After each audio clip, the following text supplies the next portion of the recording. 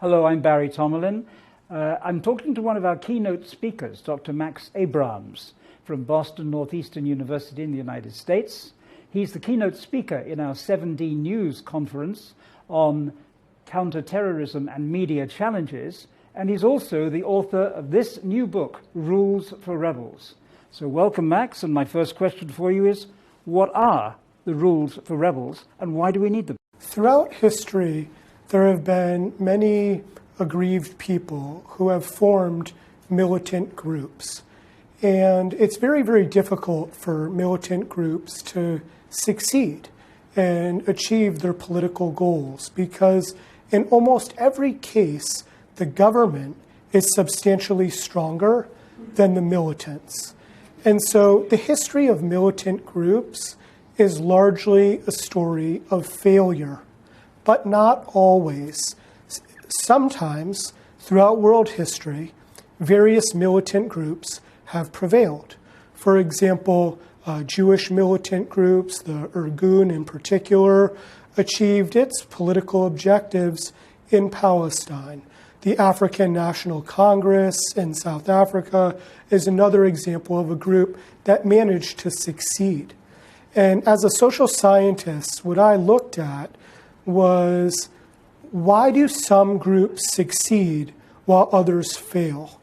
And what I did, looking at hundreds and hundreds of militant groups throughout history, applying all sorts of different social scientific methodologies, is I was able to discern what key rules or factors, if you will, are employed by successful militant groups versus the failures. And there are three main golden rules for militant groups to prevail politically. The first is that the leadership needs to understand which targets not to attack. What my research demonstrates empirically is that militant groups profit politically when they direct their violence against military targets and other government targets, but not against civilian targets. So avoiding civilian targets is the first thing that smart militant leaders know. However, it's not enough for the leader to simply know which targets are better to attack than others. He must also make sure that his operatives attack the right targets. And that requires a certain measure of influence over the rank and file. And to have this influence, the leader of the group needs to structure the organization. A centralized organization, I've found, is better than a decentralized one, because with a centralized organization, the leadership can educate members which targets to attack. The leader can punish wayward operatives who strike the wrong targets.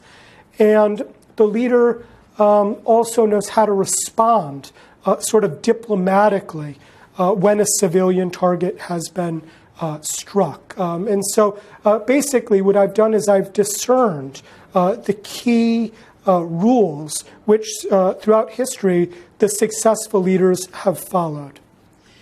It's really interesting that, because what you've done, in a way, is done something which I don't think anybody else has done.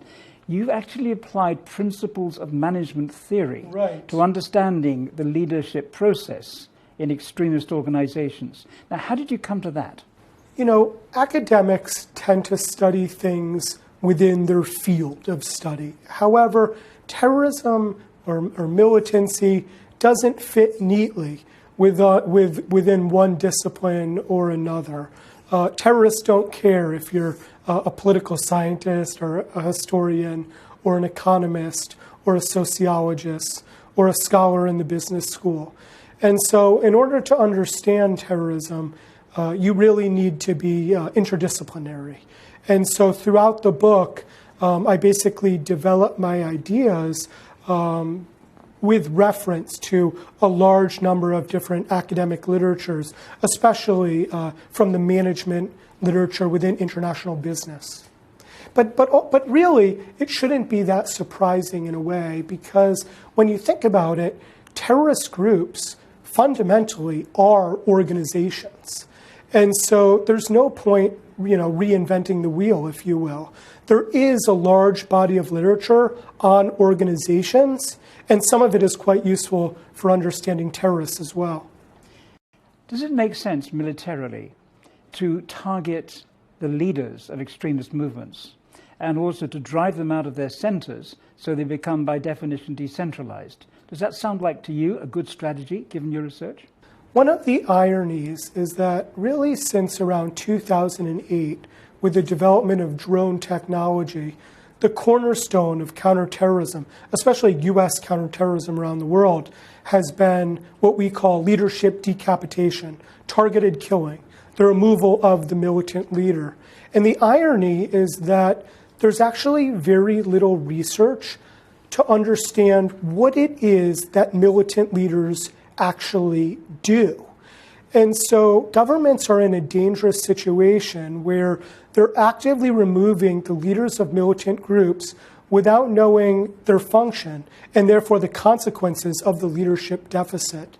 In this book, I show quite specifically in detail with a lot of statistical analysis what happens to militant groups when we remove the leader. And it really depends on the type of group that we're going after, as well as the type of leader.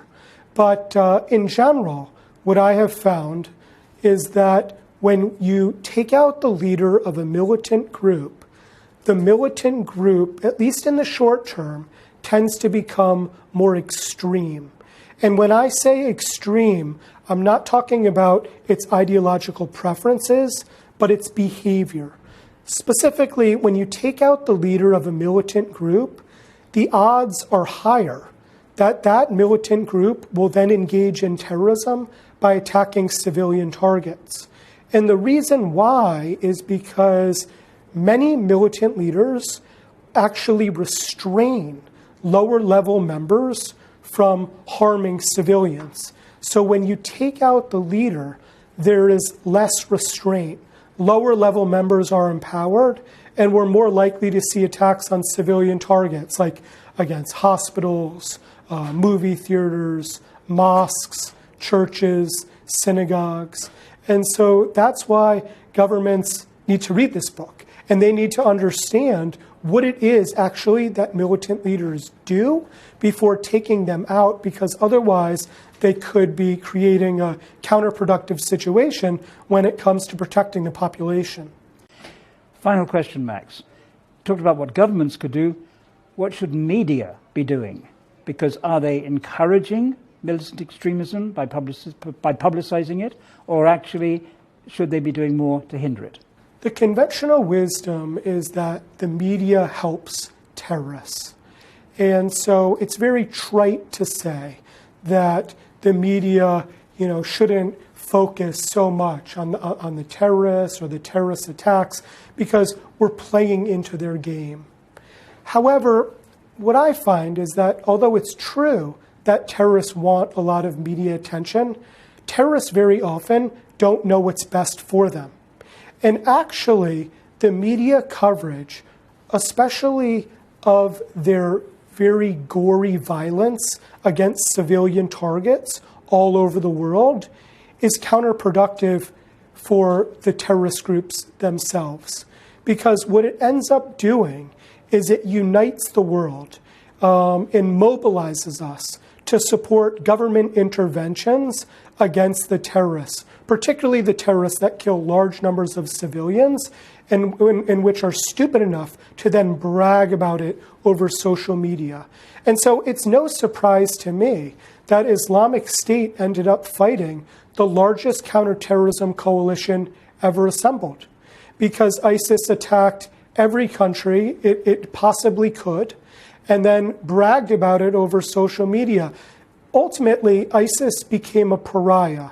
The one thing that almost all countries in the world could agree upon was that they were anti-ISIS. And without friends in anything, you can't win. Max, author of Rules for Rebels, thank you very much indeed. My pleasure.